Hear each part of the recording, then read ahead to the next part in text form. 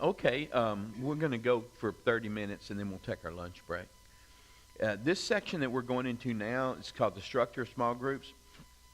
I'm going to have to read a lot of it just because it's a lot of direct quotes that I took, from other people and stuff like that, so it just requires reading. But basically, the idea is talking about group structure and basically talking about, eventually it'll be talking about getting away from some of the traditional things that have kept us bound and kept us really from being able to benefit from the smaller group type concept that's always really been so good for people to build relationships and everything. So anyway, I just wanted to say that I'm going to have to read quite a little bit of this. So group structure is a pattern of relationships among members that hold the group together and help it achieve assigned goals. Structure can be described in a variety of ways. Among the common considerations are the group size, the roles, the group norms, and group cohesiveness. There's a tension between structure and relationship, and this is by Kenny Burchard. Christian Schwartz, in his 1998 pamphlet, The ABCs of Natural Church Development, asserts that of all the marks of growing churches, the characteristic of functional church structures has emerged as the most controversial point. He defines a functional structure as those which are never an end in themselves, but always only a means to an end. In other words, if there is structure in a church, it must only exist to help the church fulfill its stated purposes for existence. If a structure does not accomplish this, it is not functional, and according to Schwartz, must either change or be laid to rest. He goes on to ask, so where does the resistance against the principle come from? It's simply the result of the lifetime tendency of people to become more and more traditional. Traditionalism means church forms have to stay the same way that I have become used to them. It's not by accident that traditionalism is a factor that shows one of the highest significant correlations with church growth. Schwartz's conclusion reinforces the idea that there is tension between the desire of some Christians to be traditional just for tradition's sake and a polar opposite desire by other Christians to throw away any hint of tradition if it is perceived as having no practical purpose. In other words, it's easy for people to gravitate to one ditch or the other. He essentially asserts that when churches resist or reject the need for more functional structures in favor of traditionalism, they begin to experience decline. A good chunk of people in our church, and of course I'm reading an article here, so when I say our church, I'm not talking about my church, I'm talking about his church, which is called the Oasis Church, by the way. A good chunk of people in our church had seen this dynamic play out in formal church experiences, which can account for some of the feelings and fears of some of the members of the Oasis Church when they first began. As noted in the first post, some of them felt that the implication of organizational structures, methods, and various types of formalization would necessarily lead to the decline, even the death of their newly planted church. Schwartz's research on the subject of global church health, the largest and most comprehensive of its kind in church history, was gathered between 94 and 96 in over 1,000 congregations on all 5 continents of the globe. He concluded that the most enduring, most functional structure that contained the most elements of what he calls the biblical concept of holism is a system of small groups where individual Christians can find intimate community, practical help, and intensive spiritual interaction. He concludes that groups are healthy or holistic when the people in them do not discuss Bible texts or listen to interesting explanations by experts, but they apply biblical insights to the everyday issues of the group's participants. So in other words, they bring it down to where life really is. And then they apply it to that, to their problems, their issues in their life. It's kind of like simplifying what, traditionally, is done. The conclusion that holistic small groups or cell groups, as they are often called, are the ideal blend of organization and relationship orientation, is not a new idea. It is not unique to Schwartz's research. Arthur Charles Smith, in his book entitled Root Out of Dry Ground, A History of the Church, traces what he calls the decline of second century Christianity. directly to the church's departure from the dynamic expression of church life that was seen when the church was itself as an organism carried along by the buoyant life of the Holy Spirit. His assertion is that the church was struggling with the issues of structure, leadership, and relational orientation as far back as the 2nd century after the birth of the church. And he writes, "It is apparent to all church historians that a shift takes place in the government of churches. The churches of the apostles' spontaneity is the rule of the day. The church is an organism carried along by the buoyant life of the Holy Spirit. In the 2nd century, we notice the change. The church becomes less an organism and more of an organization. Structure begins to replace spontaneity." And of course, church history, like all history, keeps repeating itself. And Smith's observation reinforces what Schwartz asserts, namely that the congregations naturally tend to become traditionalist over time. Even as early as the 2nd century, the church struggled to maintain the balance between structure for its own sake and practical, functional structure and organization for the purpose of fulfilling the mission of the church. With this in mind, it is important to note that the Oasis Church, that's his church, like all other congregations, faces a common trend that has affected churches over 1,800 years. Nearly 20 years before source research and conclusions about church health as it relates to holistic small groups, author Howard Snyder, in his book, The Problem of Wineskins, in 1979, called small groups the basic structure of the church. He writes in agreement with Smith's historical observation when he states, "The small group was the basic unit of the church's life during its first 2 centuries. There were no church buildings then. Christians met almost exclusively in private homes," stressing the vitality and strength that holistic small groups bring to a congregation. Snyder goes on to say, "Today the church needs to rediscover what the early Christians found, that small group meetings are something essential to Christian experience and growth, that the success of a church function is not measured by body count, that without the small group, the church in urban society does not experience one of the most basic essentials of the gospel, true, rich, deep Christian soul fellowship."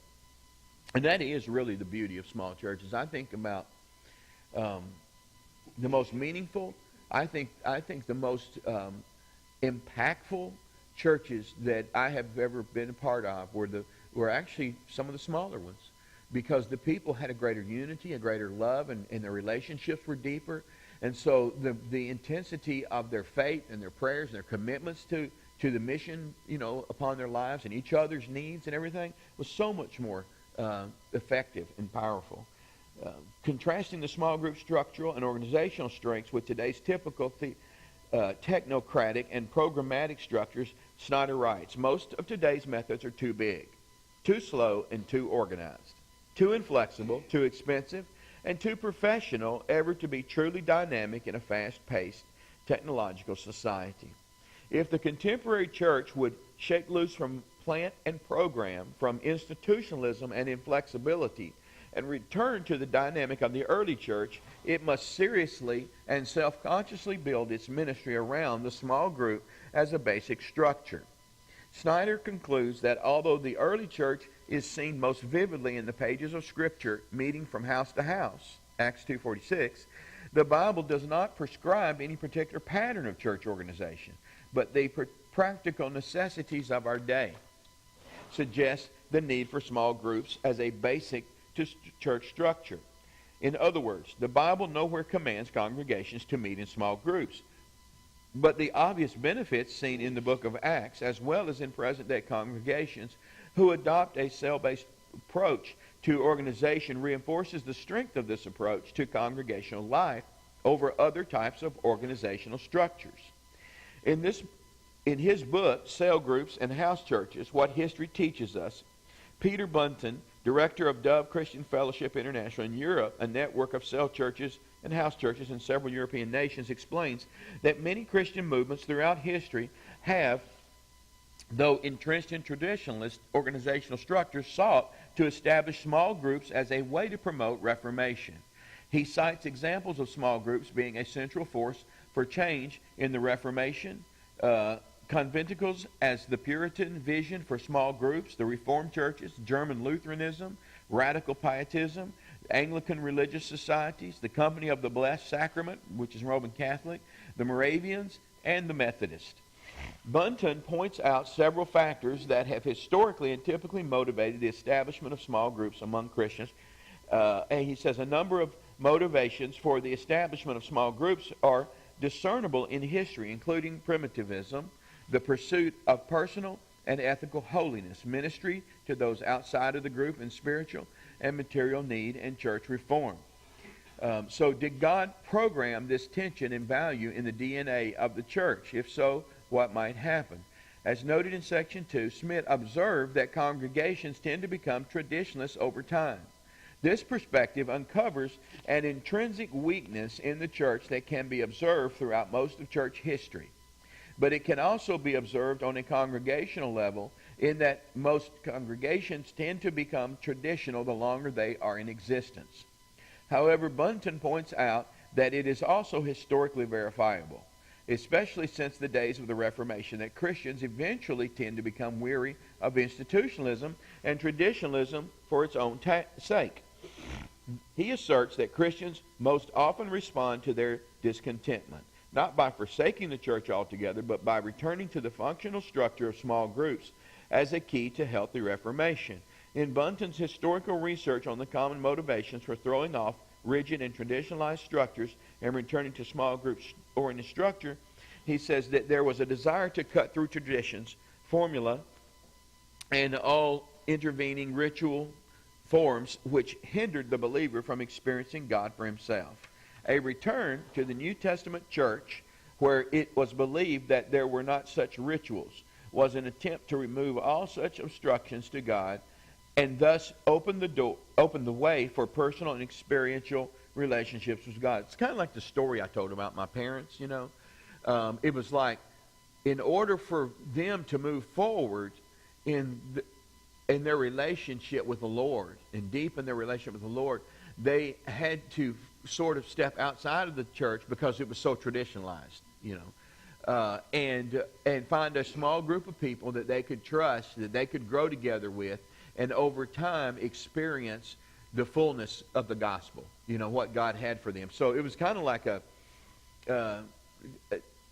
was a move, actually it was a move of God that was taking place in our church, but that ultimately was rejected by the leadership.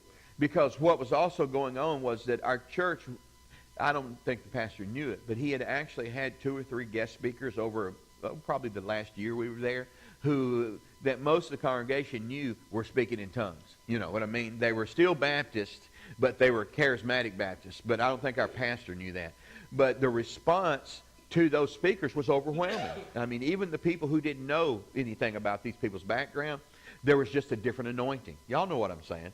And so all of these things work together. God was trying to do something in our church, obviously, that just wasn't able, because of tradition and doctrinal beliefs, to go forward. And so, you know, anyway. So these observations point to the possibility that an intrinsic and divine, from God, balancing mechanism may exist in the DNA of congregations of Christians. On one hand, they will naturally seek ways to organize and create structures to get things done. As we have seen, this must happen if a congregation intends to actually get anything done. But if they are not careful, they will begin to serve the structures that they create as a corrective response to this imbalance. A discontentment with rigid traditionalism will tend to compel the congregation, or at least a cross-section of the congregation, to throw off their loyalty to the institution that has emerged and return to the simplicity of the relationally driven small group approach to spiritual life. It's like the church itself, you've got to have some government. You've got to have some structures. God gives us direction in the Bible for proper government and structure. But small groups can help to further that very cause and that very expression. The small groups also help to carry it out by being need-oriented. They minister to the individuals in the small group, and they also, through the small groups or the small clusters, can help carry out the purposes, you know, the vision, the mandate of Christ to reach the nations and the world. Because typically, even a lot of small groups, even in churches, organize around For example, their ministries. The worship team is a small group, if you think about it. They share a common interest. Their interest is they feel called to worship. They feel, musically or vocally, they feel that God uses them in that area, and so they derive into a small group, and out of that small group, it actually enhances the overall church ministry while ministering to each other. I can remember when Laurie, for years and years, was worship leader. As she grew and she developed as a Christian and person, her worship teams developed. But not only did they develop, as far as their skill, but they developed as far as their person. Each individual grew in Christ because they, as a group, they would have prayer together. They would sit around and have fellowships together. That intentionally they were doing that because she felt like they were more effective as a group if they were intimately involved in each other's lives. And it really made a difference, a big difference in that way. People working in the children department can become a small group. And it's not so much, it doesn't have to be the only group that somebody's a part, and it doesn't even have to have its structure. Really, the small group needs some flexibility. The small group needs some, it's built around relationships. But what does it do? It serves the purposes of the kingdom of God in the sense of it strengthens individual lives and the group as a whole. So, let's see, the analogy of a rubber band stretching and snapping back may help to illustrate the intrinsic responses. As the church progresses through the years, they become tighter, more rigid, and more flexible, and more tensely formed by tradition, structure, formality, and ritual. I've noticed that even non-denominational churches become traditional. We really do. We have our own traditions and ways that we do things that over time will come to the point where we're fighting for them. I mean, not so much because we really found it in the Bible. It's just the way that we as charismatics or Pentecostals or whatever we want to label ourselves have decided we do things, and bless God, this is how we do things. And as a corrective response to the mounting tension, a snapping back to the relaxed, loose, flexible, and pliable structure of small groups occurs to bring a sense of renewed spiritual vitality back into the congregation. Authentic discipling relationships. The big reason we need small groups is proponents of relational structures in congregations stress the importance of what Andy Stanley calls the human craving for meaningful relationships. In his book, Creating Community, Stanley uses a personal illustration to reinforce the idea that organizational structures must transcend church activities and programs and enable congregations to carry out their objectives to address the real needs that people face in everyday life. More than 1/3 of our congregation, he says, is made up of single adults. We host a weekly Bible study called 722, where more than 2,500 college students and singles show up every Tuesday night. While involved in this ministry, I served alongside some of the most amazing followers of Christ on the planet who were exploiting their current season of life for God's purposes. But it wasn't rare for me to talk with some in this group who, though they were living in a large city, working at a successful company, and attending a large Bible study, they felt very long. The volume of their acquaintances wasn't the problem. They were acquainted with many people, but they were known by none. And this issue was not just the result of their marital status. Many couples will tell you that they experience the same thing. Being married does not exempt someone from the emptiness associated with isolation. We're a culture craving relationship. In the midst of our crowded existence, many of us are living lonely lives. We live and work in a sea of humanity, but we end up missing the benefits of regular, meaningful relationships. And, we kind of started off talking about how that Americans are the most lonely people on earth, our society on earth. And it is because, not that we don't have a lot of acquaintances, but we don't have many relationships. I've even noticed this where I live on campus. It's a big change from 1982 when I moved on campus. My wife and I were newly married. The whole atmosphere was different there. Actually, the student body was bigger. The year that I worked there in 82, that was the biggest year that CF&I has ever had in enrollment. So there were more students and more families on campus than there have ever been. But at the same time, back then, it was very relational. Everything, it was just everybody was warm and friendly, and there were all kinds of small groups meeting around campus, and none of that was orchestrated. But I notice now living on campus is just the opposite. Um, it's like everybody now, and I know it's because society as a whole has changed over 1982. I mean, 30 years, 35 years, but it's like now uh, you're driving through the parking lot, and people used to would yield for you and let you go. They'll run out in front of you now. People are just typically rude on campus, students and other families, as much as they are in town. I mean, you expect them to be. And I've noticed that there's very little interchange between students and between the families, even though there's thousands of people living on campus, and we're our own community. It's like that. You don't see people out playing sports now like you used to in the afternoons after classes. You don't see. It's just a totally different environment, and I really think that it has made a major impact on the effectiveness of the overall school's goals and objectives, because one of the best things that I remember about CFNI was the teaching's fine and good, and the environment is good, but praise and worship is phenomenal. But the biggest thing that stood out to me back then, and others would comment on it, was the relationships you made while you were there that lasted a lifetime, type of thing. And I don't see that happening as much there now. I see people it's almost like they're interested in just running in and getting a certificate or a diploma and moving on to the next stage of their life, and they're forgetting people. They're forgetting relationship. Then when you're as old as I am and been in ministry as long as I have, you come to realize that ministry is relationships. You really don't, like planting a church or taking a small church and growing it. You don't grow it as a whole. You grow it with small groups. You really do. You grow it by adding families. You grow it by adding people who have close relationships who come because they're coming. And that type of thing. And that's why it's hard to continue to grow when a church reaches a certain point to where what the marketing industry would call your warm group, what we would call your oikos, then we stop growing, because it's like until we get some new families or people in our church, we don't have any new territory, any new people that we're coming in contact with to draw and grow from. So is this making sense? Now this is a lot of reading. But I felt like when I put it in here, I felt like it was relevant to us as to understanding the difference between the small group and the larger group. Did I turn pages or something?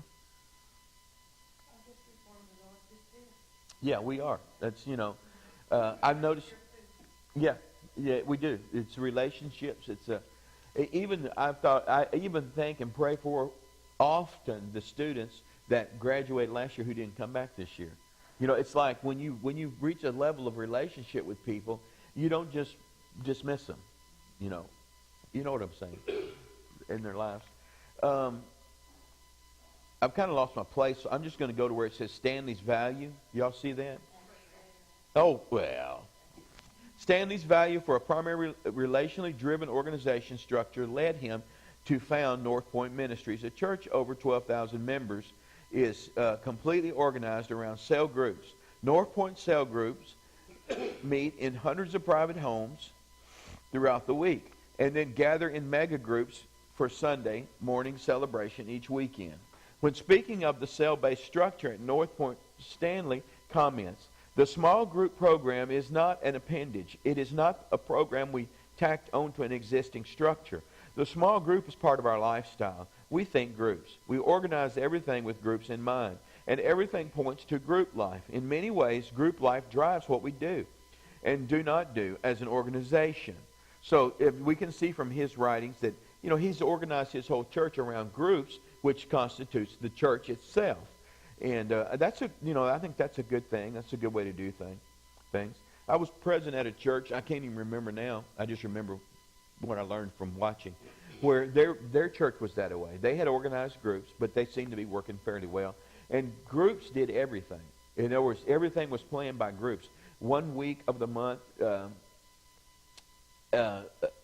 a group would be assigned to be greeters. Another week of the month, your group would be assigned to do something else in church. You know what I'm saying? In other words, everything was done by groups. They didn't have ushers, that were ushers every week. They didn't have this group that did this for every week. Everything in the church, all the ministry and everything was divided up into groups, and the groups would share in the different aspects of ministry as they rotated through the church, which means rotating through the groups.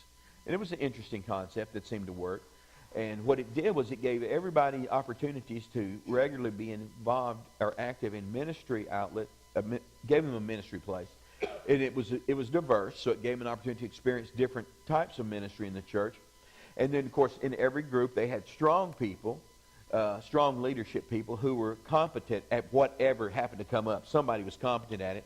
And then the people who were not as new in the Lord or were growing or not as mature or not as competent in areas were still able to function and be a part and grow and learn in the process of doing it. So it was a rewarding concept of how to do something like that. It was interesting. It's not an organization, he says. It's the program. It's what we do. Life Point, like North Point Ministries, an ever-increasing number of churches are being founded with a cell-based organizational structure. Still, other churches that have had historically traditional or technocratic structures are intentionally shifting to cell-based structures. One such church is Bethany World Prayer Center in Baker, Louisiana. Arthur Bill Hornsby, who serves the Cell Church Network, wrote a book entitled The Cell-Driven Church, which chronicles Bethany's transition from a program-based organizational structure to a primary cell-based congregation. Hornsby describes the church's motivation for transforming to cell-based organizational structure when he writes. Now, I know that Bethany was based on the G12 when they first started. I don't know if they still are today or not. I do know this about G12. It is a form of government. That's what G stands for. And it's government of 12s. And that's basically the concept as it goes down, It has worked really good in developing nations. G12 really struggled to work in the United States. A lot of churches implemented it. And part of the reason is because there were some real struggles over the authority model of G12.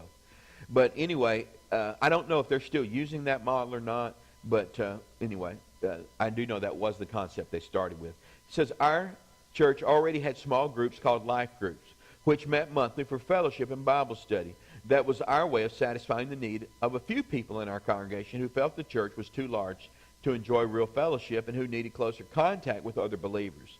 After much discussion concerning our structure and ministry, we realized that the only way to make cell ministry work was for it to become the single task of the church.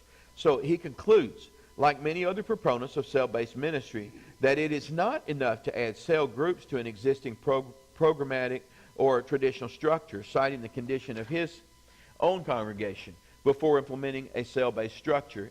He writes this about it. He says, like most other churches, our church was divided into different programs with each staff member caring for his own area of responsibility. The church had many parts, but these parts did not fit together. Each program competed with the others for budget, volunteers, rooms, and attention from the pulpit. No matter how hard we tried to network, we couldn't seem to make the parts fit. Bethany's leadership team decided on the basis of their mission that the entire organizational structure of the church would need to be changed from one where people were typically hired to serve and recruit others to volunteer to serve. The structure and the programs of the church to one where a structure was set in place to serve the relational and spiritual needs of the people. It is possible to say that, in the case of Hornsby's congregation, the name of the church stays the same, but nearly everything else changed. Hornsby reinforced his perspective when he wrote, with the decision to become a pure cell church, we realized that we were eventually going to have to transition out of all of our old programs. And the concept or the idea was that if the structure serves no purpose other than to be served, nuke the stinking structure like yesterday. I guess that's young people terminology. Hornsby's story is a vivid example of how a congregation worked through the key idea in this post. in specific congregational leaders are responsible to create functional structures, organizations, and systems only insofar as they serve the needs of the congregation based on the stated mission of the congregation. Hornby's church modeled what Schwartz earlier proposed, namely that if structure does not accomplish this, it is not functional, and according to Schwartz, must either change or be laid to rest. In the case of Bethany World Prayer Center, they laid it to rest. Every structure and program that did not fit with a cell-driven organizational structure. The consensus among many proponents and practitioners of cell-based ministries is that groups must not become yet another program for the church to add to its menu of activities. The groups must be central to congregational life and must be the central structure of the church in order to protect against a congregation's natural tendency to become program-based. In order for the groups themselves to avoid developing unhealthy characteristics, Brian Sauter and Larry Kreider offer a list of what they call 36 mistakes to avoid in cell-based ministry. The list of mistakes to avoid includes things like a lack of clear leadership, a lack of clear training for cell leaders and assistants, compromising the God-given vision of cell groups, forgetting to incorporate outreach and evangelism into the life of the group, exalting a cell's vision above Jesus, lack of group flexibility, overstructuring the cell group meeting, treating the cells as a program instead of as a primary functional structure, lack of pastoral care and regular contact with the cell leaders, too much emphasis on the meeting and not enough emphasis on relationships, failing to multiply the cells when they become too large, and a lack of training about cell-based ministry for new believers and future leaders. Now, again, this is a church that totally transitioned their entire structure to this type of structure. And so what they obviously had to do, because I think this church was running like 7,000, 7,000, I believe, if I remember correctly. And so immediately when you divide 7,000 people into small groups, you got a ton of small groups. And so when they made this transition, they had to be able to basically they shifted everything over to programs, the way they got things done, everything they tried to accomplish, it all would run through cell group ministry type of thing. And their cell group structure was almost like a pyramid.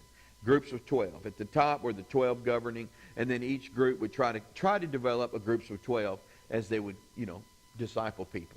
And that's how they did it. And so that's how things worked. It went from the first 12 down to each of them had 12. But you get the idea? A final warning, even this functional structure can be corrupted even though it is ideal. It is obvious from the growing body of literature about cell-based ministry as a functional organization structure for congregational life that although the structure is primarily relationship-driven, it requires leaders to ensure that the structure does not become unhealthy. The reality is that there is no structure that cannot be degraded, corrupted, or misused in a congregation.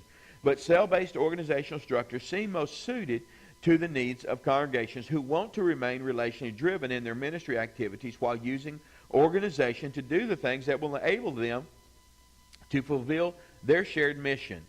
And, of course, to create a favorable climate, we've got a list here of a few things. It needs to be caring. It needs to have some laughter involved in it, some intercession, methodology, which means just simply being consistent and predictable in the discussion, assimilation, transparency, and then, of course, the environment. Everybody needs to be comfortable.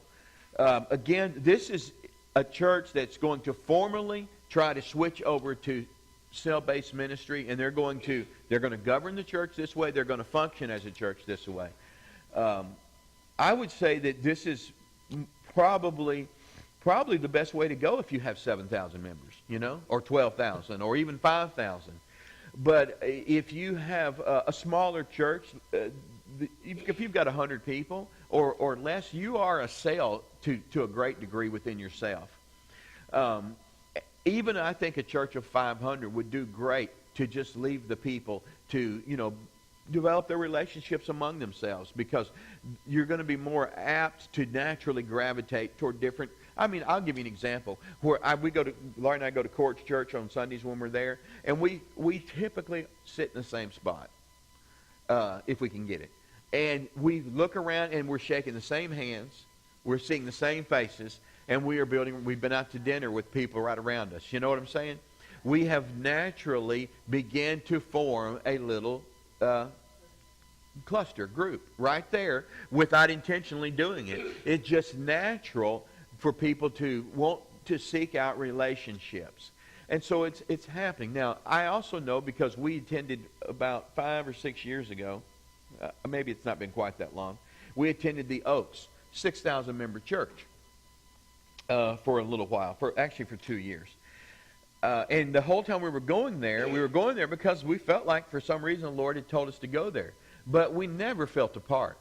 I don't think we actually made one new acquaintance. We may have, you say your name and you shake hands.